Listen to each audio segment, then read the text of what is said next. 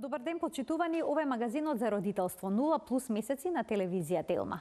Повеќето родители даваат се од себе за добро да го воспитаат своето дете и да го изведат на прав пат, но понекогаш не се ни свесни дека прават некакви грешки кои што може да влијаат на иднината на детето на различни начини. Па кои се најчестите родителски грешки што треба да се избегнуваат? Како да се биде добар родител, добра мајка и добар татко? Постои ли универзален одговор на ова прашање? На оваа тема денеска разговараме со примариус доктор Славица Гајдазис-Кнежевиќ, психијатар, семеен и системски психотерапевт од Институтот за брак, семејство и системска пракса Алтернатива. Разговорот ќе го проследите по рекламите.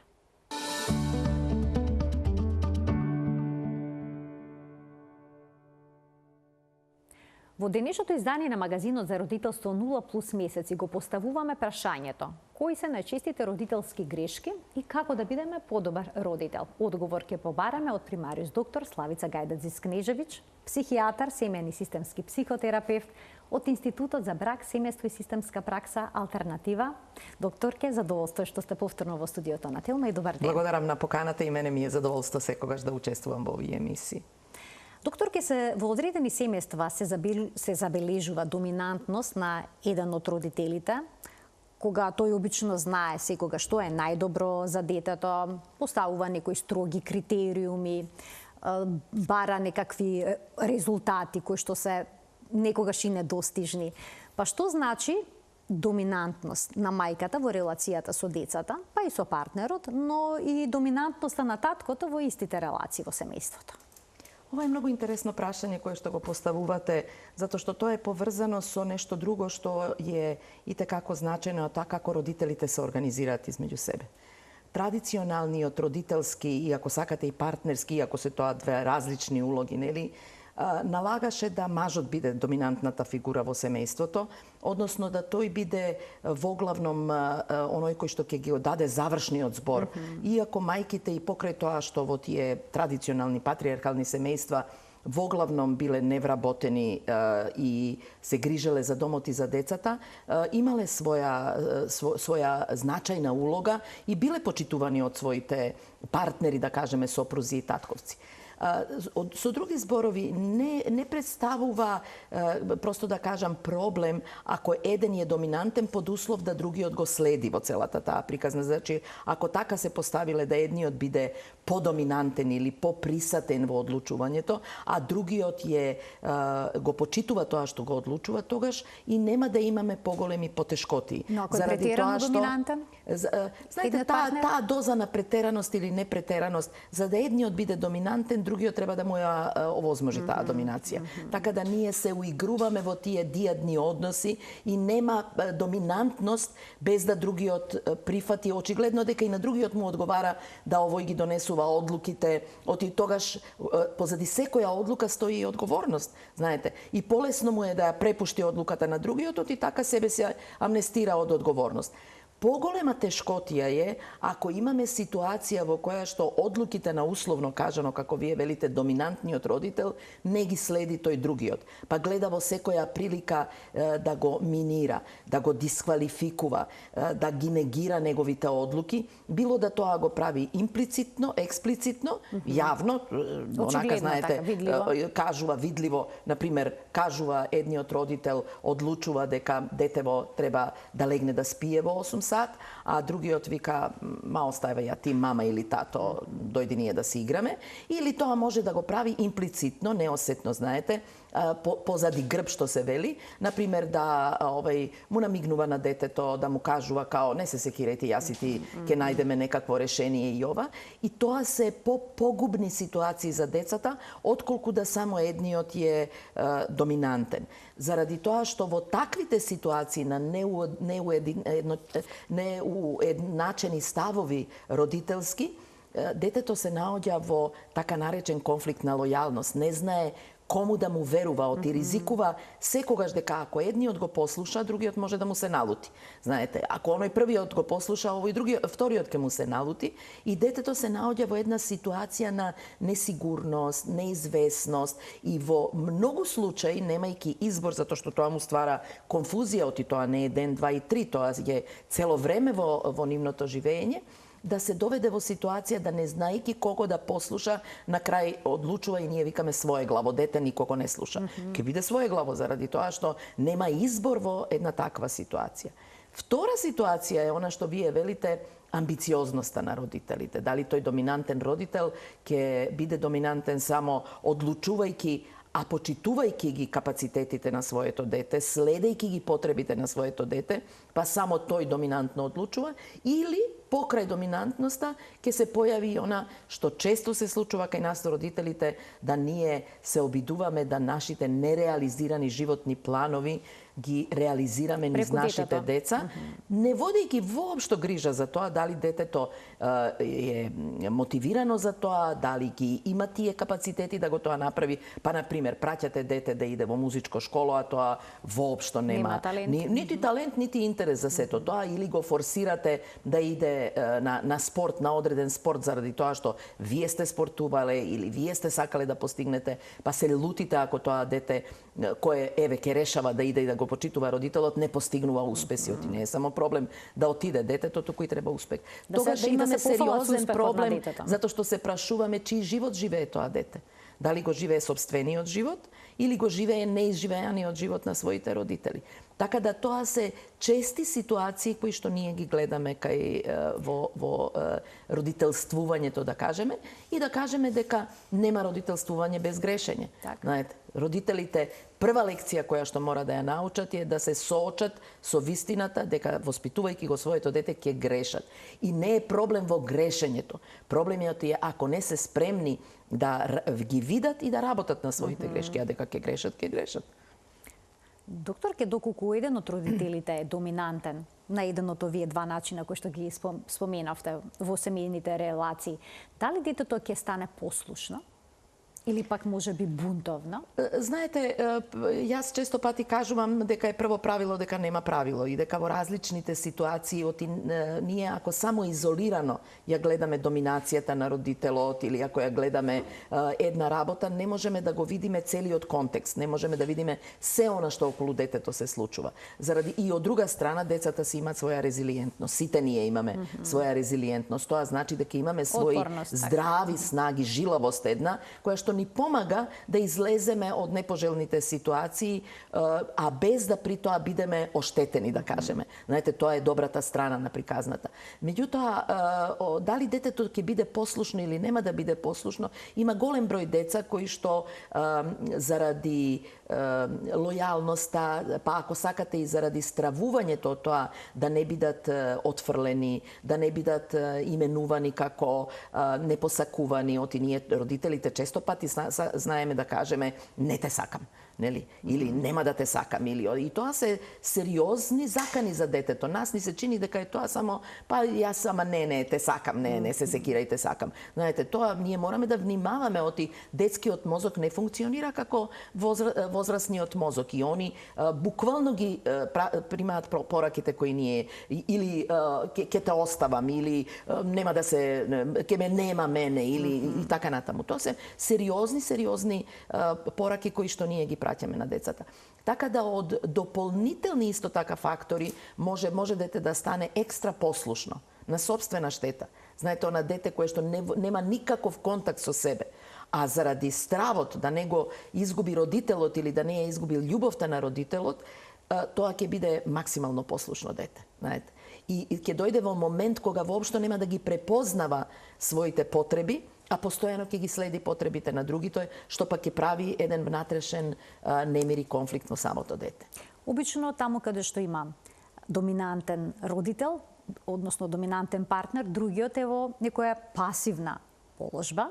Обично избегнуваат расправи, недоволно го заштитуваат своето дете, па како влијае и пасивноста врз детето? Може ли тоа да развие заштитнички однос кон тој родител? Секако, знаете, имаме ние голем број на ситуации, тоа е една од можностите да имаме еден доминантен и еден повлечен родител и да тој повлечен родител предизвика условно кажано сожалување кај своето дете и да детето се обидува да го заштити, што влегува во ризик да се спротивстави на доминантниот родител и тоа носи своји последици, знаете, ако он застане на страната на родителот кој што е пасивен, кој што е инертен, кој што не учествува од XY причини, дали е тоа научен модел, дали е тоа во моментот ситуација која што или некои други причини стојат позади тоа, детето може да влезе во заштитнички однос, па да го штити родителот на начин да нема да бара од него ништо, заради тоа што никој не бара од него ништо, нели? Сите одлуки ги донесува, еве условно да кажеме, мама или тато.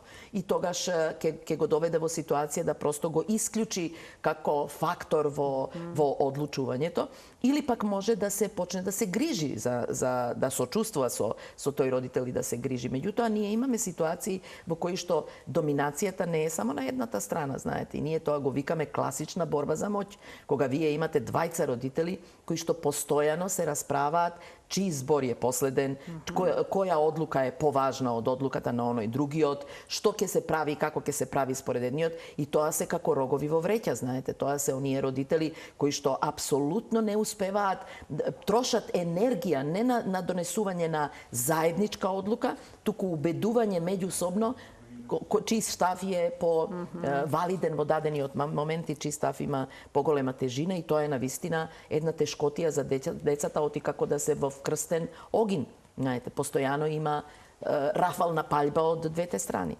Велат каква мајка, таков син, таква ќерка. Па дали ова навистина така? Знаете, ова е интересно, постојат бројни митови околу родителствувањето и околу она што се случува во семејството. Едните од тие е каков син, таква мајка, и каква ќерка, таков татко. Заради тоа што основоположникот на воопшто психотерапијата и размислувањето за внатрешниот живот на луѓето е Фройд. И Фройд во неговата психоаналитичка поставка тргнува од тоа дека постои едипален комплекс, електракомплекс, дека се врзуваат синовите со татковците. Моето искуство денеска кажува дека само таквото гледање на работите може да не донесе во ќорсокак. Точно е дека голем број синови личат на своите мајки, како што е и верно дека личат и на своите татковци.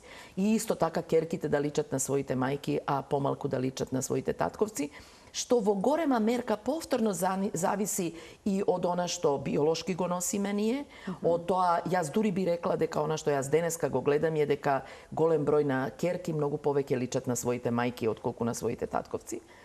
Меѓутоа, зависи и од односот кој што ќе се создаде внатре во семејните, во тие семејни релации, односно во семејната средина, како ќе се организираат работите, што повеќе ќе се...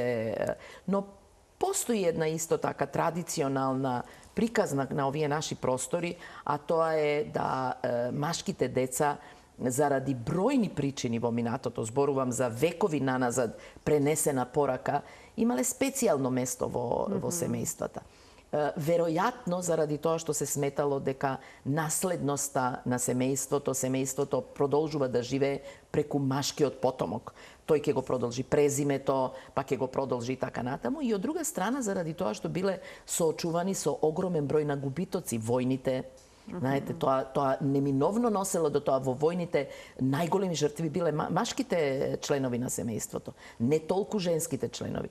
Така да тој однос кон синовите и таа посветеност на синовите е веројатно и некоја трансгенерацијска порака дека се драгоцени во семејството и треба да се чуваат, што не е во сите општества така.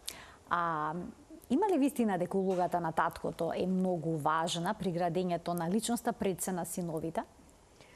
Знаете, секој од родителите има своја улога во воспитувањето на децата. Ако така ја поставиме работата и кажеме дека пресудна улога имаат татковците во воспитувањето на синовите, во голема опасност сме да тогаш кажеме дека оние кои што се самохрани родители, каде што имаме само еден родител, дека веднаш во старт велиме, како да велиме, едно недостасува и вашите деца сигурно нешто ќе им фали на крај.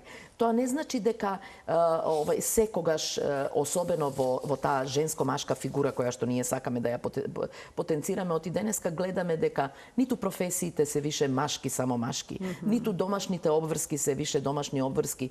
Некако таа еманципација женска која што јас сакам да биде и еманципација и машка, нели, доведува до ситуација да двајцата родители во значителен број стануваат равноправни во обврските, во заедничкото градење на семеното гнездо и децата немаат баш јасно поделба на улогите во тоа дали се тоа двајца, дали е тоа мама или тоа тато, па вие ќе видите мама со шрафцигери, ќе видите тато кој што спрема ручек, така да таа јасна поделба и не е толку значајна колку што е значајно да они двајца соработуваат, да умеат да се договараат, да имаат право да имаат различни ставови. Знаете, просто е природно да имате различен, али да имаат и обврска да ги усогласат своите ставови пред да ги изнесат пред детето, ако сакаат да му го олеснат развојниот пат на своето дете.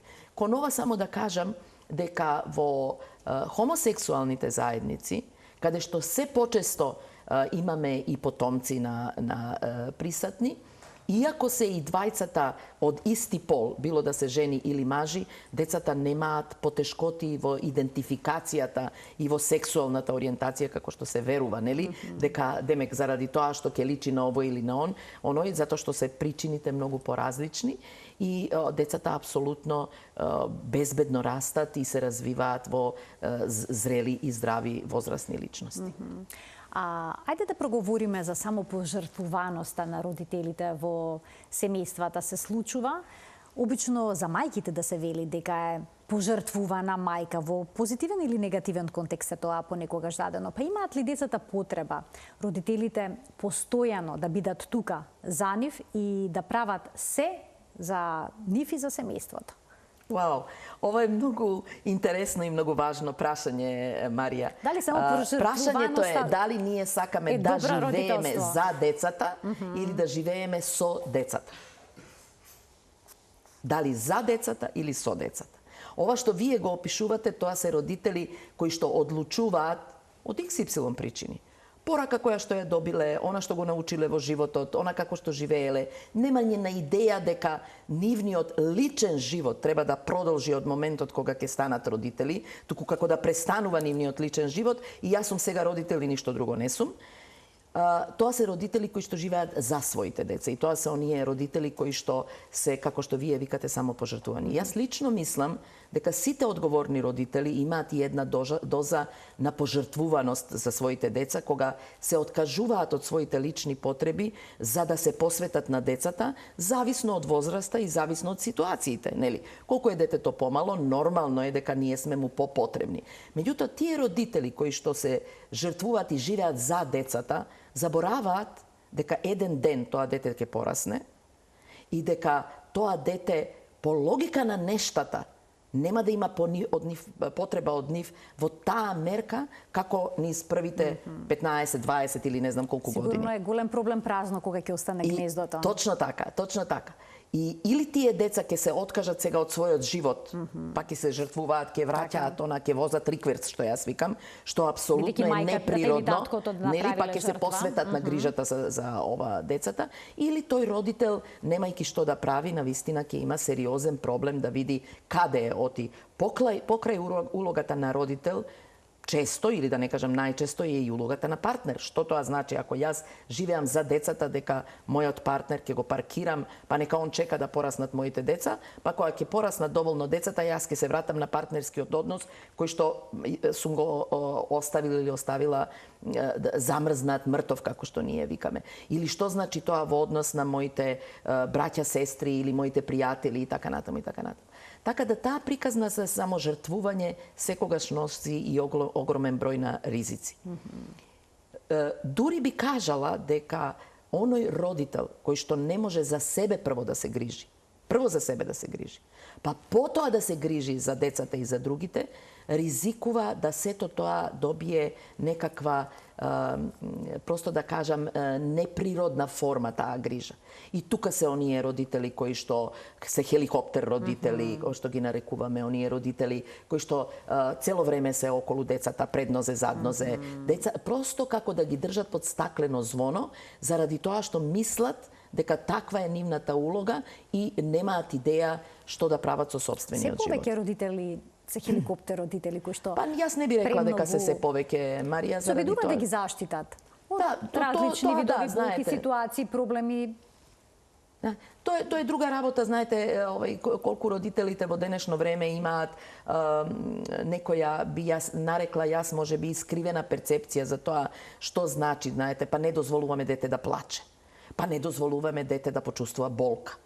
Знаете, а си викам јас, како тие деца ќе научат утре, животот е преполн со предизвици, како тие луѓе ќе научат на 15-20 години да се носат со сите тие предизвици и очекувани развојни трауми, ако ние не ги научиме од мали нозе, додека сме покрај нив, додека им пружаме љубов и да ја издржиме таа нивна ситуација и таа нивна болка. Ние, родителите, она што во последно време, нели, водејќи разни трибини низ градов, јас често им викам на родителите дека ние сме целите претворени во решение. Па дете ни се пожали нешто, ние брзо даваме некои конкретни решенија, заборавајќи дека можда на дете му и не му е потребно. Не дозволуваме да децата сами дојдат до одредени решенија, до одредени идеи како би можеле таа ситуација. Па ако сакате малку и физичката болка да ја издржат. Знаете, да почувствуваат, тоа може да биде корисно, така? А дали ние како родители треба да бидеме другари, најдобри другари со нашите деца? Ова е често прашање. Знаете, јас кога разговарам со родителите и сакајки да ми покажат колку се они со полно разбирање за децата и колку се они блиски со своите деца, ние сме другарки. Знаете, мајките обично тоа го викаат, па и татковците. Мајките, ние сме најдобри другарки. Све ми се доверува, јас све знам. И си викам јас, како е тоа да се биде ем родител, ем да се биде другарот? И тоа се две различни улоги, знаете. Јас не велам дека родителите не треба да бидат блиски со своите деца. Меѓутоа, мора да постои граница.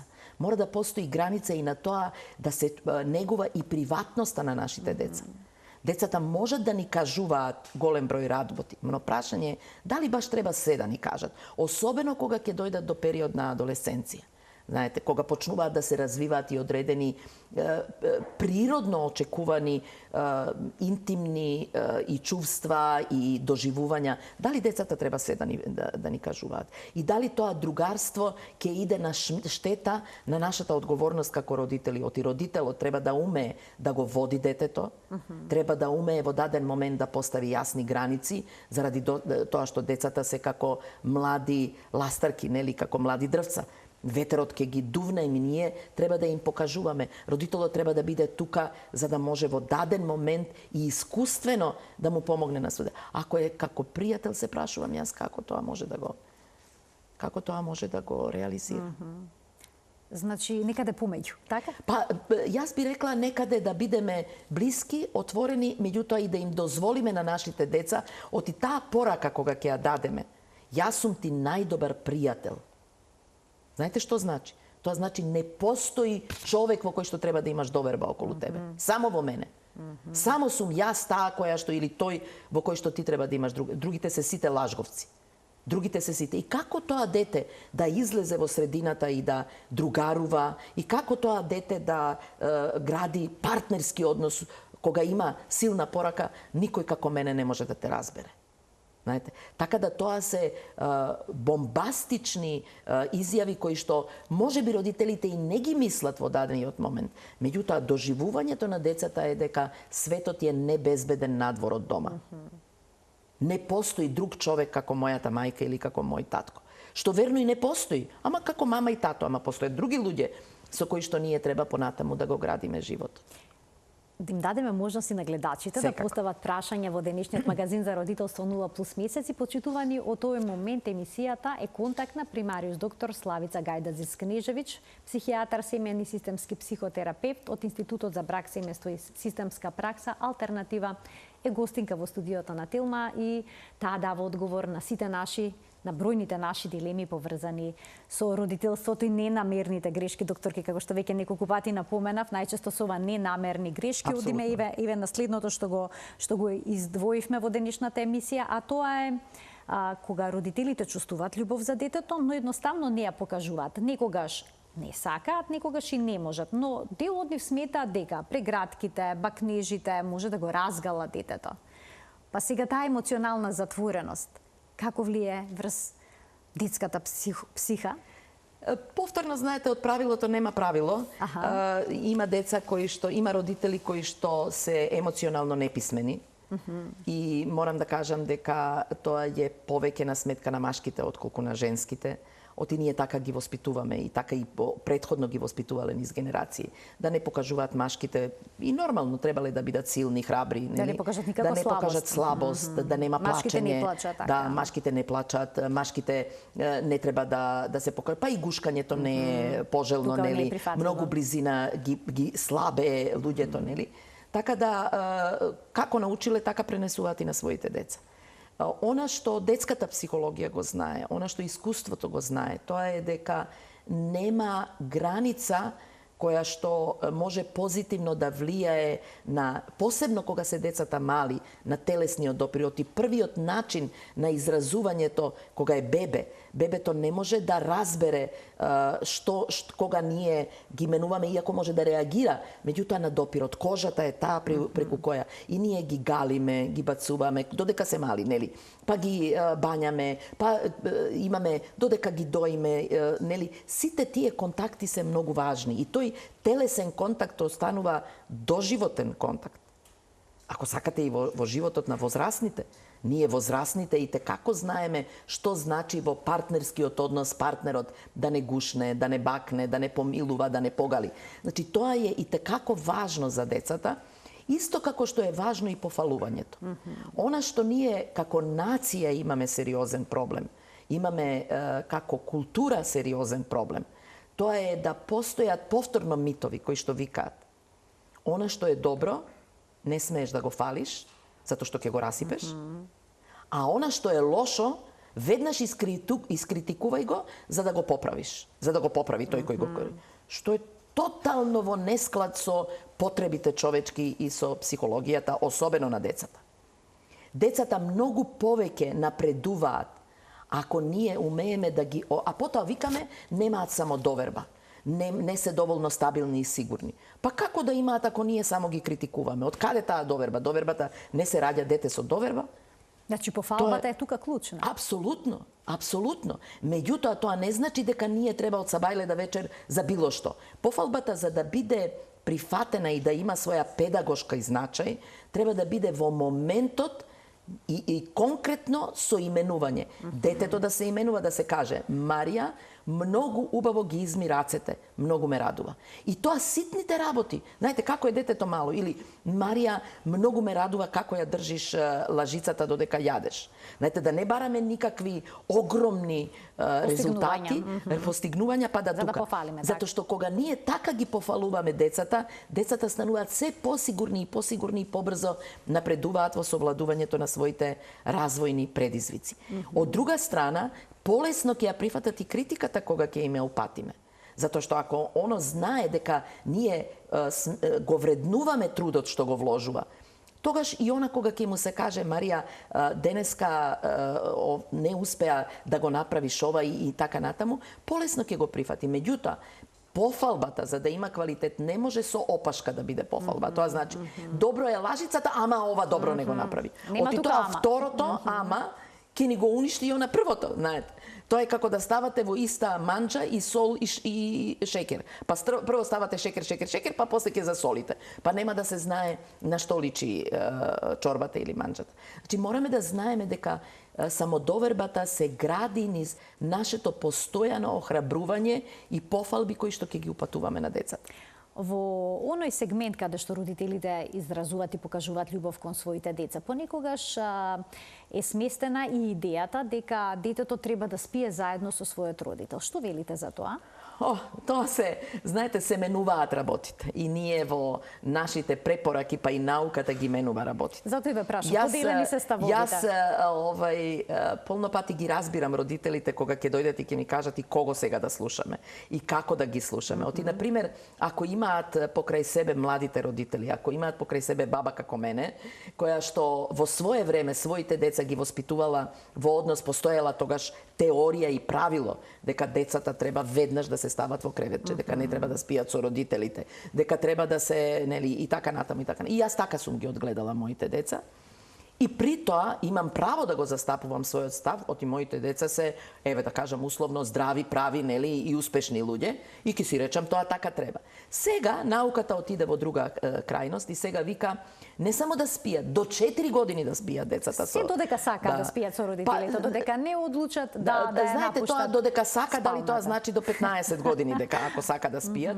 Меѓутоа науката негде застана на таа приказна На 4 дека сега. до 4 години, сега се и пробиваат тие граници, до 4 години не само што треба, пожелно е и се охрабрува оти демек, децата ако спијат со своите родители до 4 години, особено со мајките, они ги развиваат побрзо своите умствени капацитети и повеќе. мозокот побрзо. Да, точно така и емоционално се постабилни деца. И сега прашањето е, знаете, на кое јато да се. Јас сакам да и верувам на науката и сакам да верувам дека посебно неуронауката која напредуваше во последните 10 години направи експлозија на разни достигнувања кои што ни објаснија огромен број од процесите кои ние само ги овака предпоставувавме, но немавме нагледно да ги видиме. Сега можеме да ги следиме сите тие процеси благодарение на неуронауката и да знаеме кои зони на мозокот што, како реагираат. Јас верувам дека ова има своја вистина, нели, и дека може би треба да се дозволи на децата да подолго време спијат со своите родители. Така. Значи ова се променети ставови, а сега одиме на нешто што исто така е поврзано со родителите кои што не се спремни за родителство. Понекогаш луѓето стануваат родители покрај тоа што воопшто не се подготвени за таа улога. Велат тоа се родители на кои што има потребен родител. Сега дали кога ќе дојде детето во домот? Преку ноќ созреваме или сепак може животните околности така да не скршат, па децата да ни станат рамо за плачење? Ова е многу интересно повторно, Марија. Знаете, ова ме подсетува на една, јас ќе направам само кратка паралела, ако ми дозволите. Ова исто така ми наликува на она дали договорените бракови, каде што партнерите уопште не се познаваат и ги договараат семејствата и они влезат во брак, дали тој брак ќе биде поуспешен или ќе биде пофункционален или ќе биде бракот на оние кои што се познаваат, биле во врска и одлучиле своеволно да влезат во брак. Едно е да ти влезеш во приказна за брак или родителство, а друго е да патуваш во таа приказна. Значи, точно е дека подготовката има свое значење. Меѓутоа, не е апсолутно исклучено дека и оние родители кои што не биле не планирано останале, не планирале да останат родители и по XY причини станале родители, дека тие родители не можат да созреваат заедно со своето дете и да покажат повисок капацитет на прилагодување на родителската улога од оние други кои што планирале, сакале, не знам, се подготвувале и не знам што, и дојде до момент на родителство. Значи, родителството е предизвик само по себе. Тоа е една огромна благодет, една привилегија невидена, меѓутоа исто така и еден огромен предизвик. И прашањето е како родителите ќе се прилагодуваат и колку они ќе можат да го следат, ќе ги следат развојните потреби на детето, па ако сакате и своите развојни потреби како родител. Има огромен број родители кои што све знаат, знаете, подготвени, и одеднаш доаѓа дете кое што не може да се уклопи во нивните планови и во тоа све што они го сакаат, и они одеднаш се наоѓаат збунети затоа што се ригидни, заради тоа што ама така пишува, ама така кажа по книга, не знам, и тогаш имаме исто така потешкоти. Имаме други родители кои што велат: окей, не е планирано, тука е, ајде да видиме како можеме најдобро да одговориме на овој момент, и почнуваат да се прилагодуваат на таа родителска улога. Значи, нема формула, не постои формула која што ќе исклучи еден од други, ќе каже: ова е.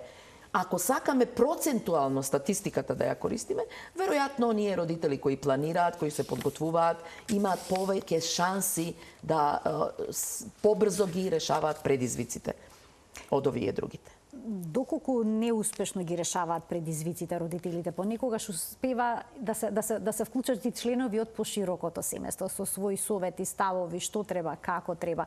Некои статистики на овие простори покажуваат дека најчеста причина за развод се всушност нарушените релации со некој од бабите или пак дедовците. Па како сето тоа влие врз родителството, советите од поширокото семејство? И повторно да кажам интересно прашање и важно прашање. Прво, враќајќи се на разводот. Пошироките семејства не можат да ги разведат партнерите ако партнерите не го дозволат тоа. Значи, тоа е влијание на бочни ветришта од страна, меѓутоа истовремено е нешто што е многу важно да знаеме дека тие двајца луѓе влегуваат во брак и тие се тие кои треба да го негуваат бракот. Нормално е ако вие имате торнадо од страна, нели, и ако имате поинтензивни процеси, дека тоа ќе го отежни прилагодувањето на брачните партнери, па така и на родителствувањето. Во нашата средина, за разлика од некои западни култури, присуството на бабите и дедовците е многу поинтензивно отколку од бројни причини, знаете, од бројни причини. Од економската и логистички, и финансиски и така натаму. И заради тоа што традицијата ако погледнеме поназад стотиња години, ќе видиме дека доминантна форма на живење било проширено семејство. 3 генерации, 4 генерации заедно. Тоа бил начинот како луѓето биле организирани. И од практични некои причини. Она што е можеби битно да се знае се неколку важни работи. Јас мислам дека во отежнувањето или предизвикувањето на потешкотиите кај децата еднакво учествуваат и бабите и родителите и нивните родители, бабите и дедовците. Што тоа значи? Тоа значи прво да на децата и два родителя им се понекогаш многу за воспитување, а не 4, 5, 6. Значи, воспитната улога треба да се препушти на родителите. Родителите се тие кои што ќе донесуваат одлуки, а бабите и дедовците треба да ги следат во сето тоа. Покрај тоа што не им се допаѓаат. Па дури и кога не, и најмногу кога не им се допаѓаат. Затоа што не смеат да заборават дека они не се родители на овие деца, они се само баби и дедовци.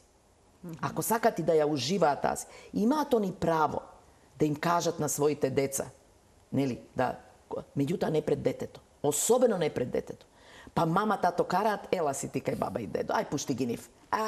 Кои се они, нели, знаете. И бројни такви ситуации. Не може да јаде, ела баба тебе да ти спржи јајце, не знам. Тоа е катастрофално за децата. Затоа што бабите и дедовците добиваат поени.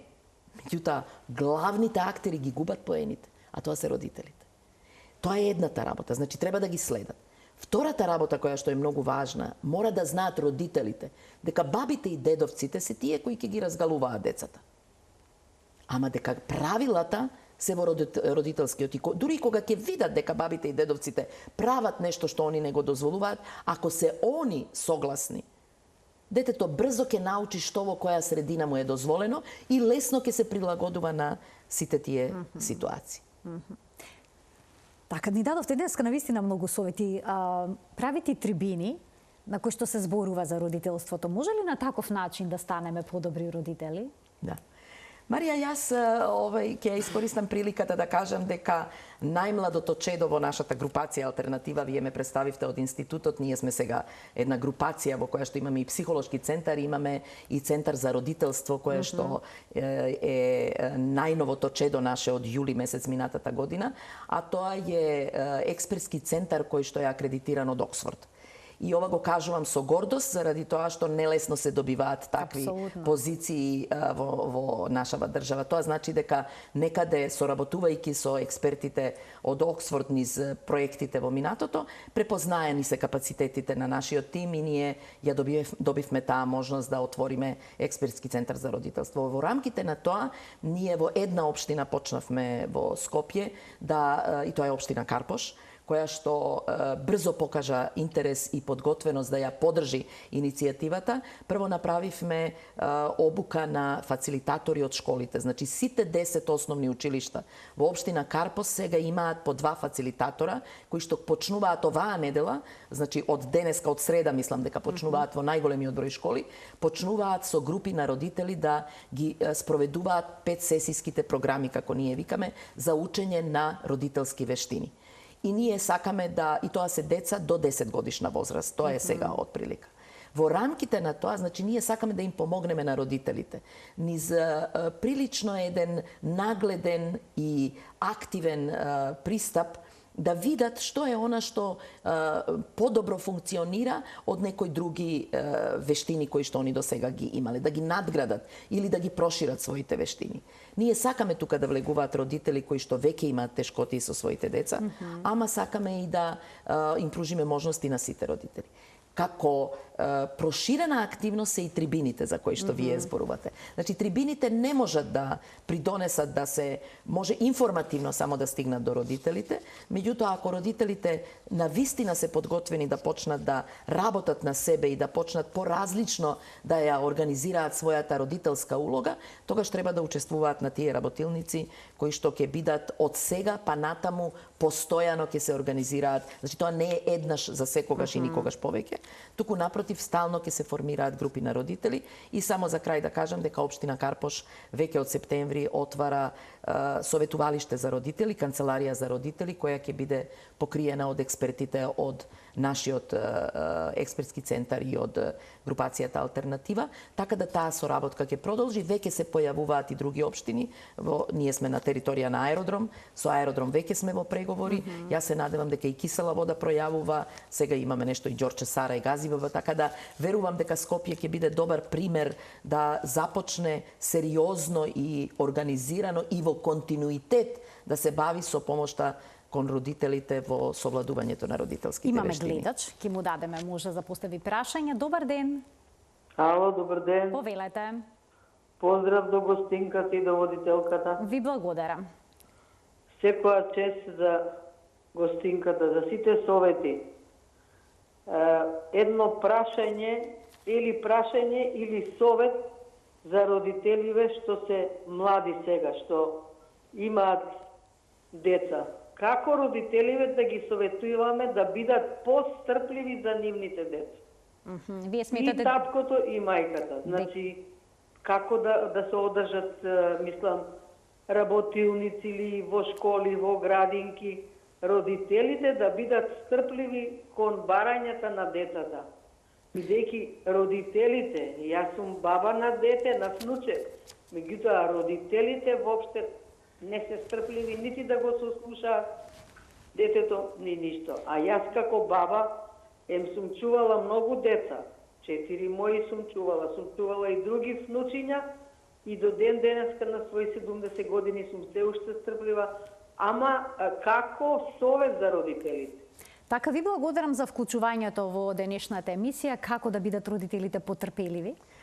Ова е, благодарам и јас, ова е многу интересно прашање, нели, односно барање, да им помогнеме на родителите. Знаете, живееме во едно динамично и нервозно време и мене ми е многу жал што ова што го кажува слушателка, гледачката, нели, апсолутно е точно дека во денешно време еден од големите проблеми е трпеливоста, заради тоа што она како ние сме биле, еве, кажа 70, јас сум исто така на таа возраст, и во наше време, нашите мајки или кога ние сме биле, имале многу поразлична организација и поразлична беше целата динамика на живеењето. Сега е многу. Ова не го кажувам за да ги оправдам родителите, го кажувам за да малку и ги разбереме родителите, дека не е лесно да вие после еден динамичен, напорен работен ден кој што трае 9 сата, например, денеска од 9 до 5 работат или не знам, да после тоа бидеме ние трпеливи и не знам ова,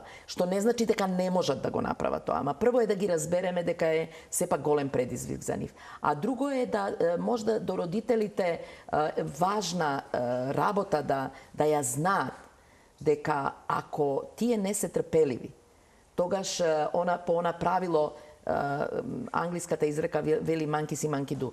Она што мајмунчето гледа, тоа и прави. Односно, оно детето што гледа и прави, тогаш добиваме нервозни деца. И тогаш барем нема право да се љутиме на децата што се они нервозни и нетрпеливи, ако и ние сме нервозни и нетрпеливи.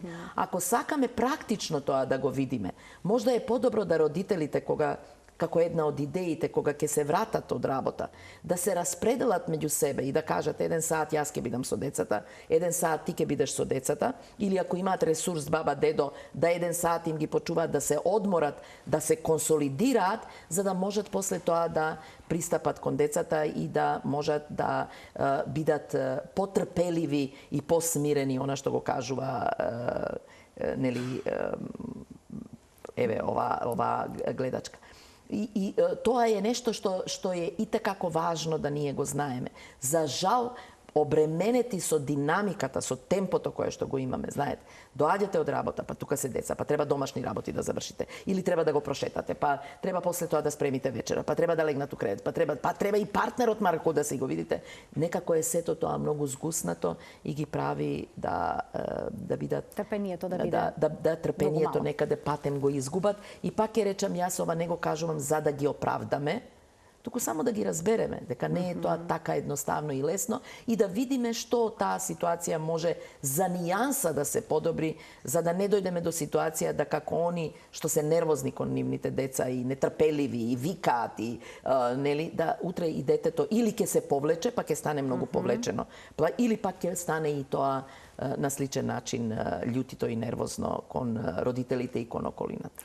Јас ви благодарам за денешното гостување во магазинот за родителство 0+ месеци. Отворивте емисијата со ставот дека сите како родители грешиме, но треба да се трудиме да ги минимизираме тие грешки и да бидеме што е можно. Не да ги минимизираме, Марија, извинете, да работиме да работиме на различен начин да ги надминуваме предизвиците. Значи да работиме на себе за да ги надминуваме предизвиците. Ви благодарам уште една за гостувањето. И јас исто така. И благодарам и на гледачите што не следеа и денеска со внимание. Ви посакувам пријатен ден.